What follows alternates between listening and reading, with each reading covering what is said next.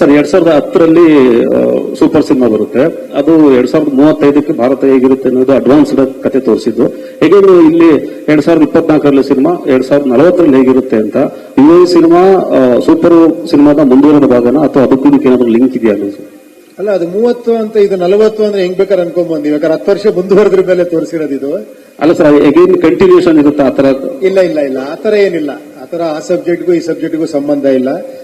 ಇದು ನಿಜ ಹೇಳಬೇಕು ಅಂದ್ರೆ ಕಂಪ್ಲೀಟ್ಲಿ ಮೆಟಫರಿಕಲ್ ಆಗಿರುತ್ತೆ ಈ ಸಿನಿಮಾ. ಒಂದಂತೂ ಹೇಳಕ್ ಇಷ್ಟಪಡ್ತೀನಿ, ಸಿಂಬಾಲಿಸಂ ಜಾಸ್ತಿ ಇರುತ್ತೆ. ಏನಂದ್ರೆ ನೀವು ಸಿನಿಮಾ ನೋಡಿ ಒಂದು ನಾರ್ಮಲ್ ಒಂದು ಕಮರ್ಷಿಯಲ್ ಸಿನಿಮಾ ತರ ನೀವು ನೋಡ್ಕೊಂಡು ಎಂಜಾಯ್ ಮಾಡ್ಕೊಂಡು ಹೋಗ್ಬೋದು. ಅಲ್ಲಿ ಟ್ವಿಸ್ಟ್ ಟರ್ನ್ ಅದೊಂಥರ ಇದ್ದೇ ಇರುತ್ತೆ.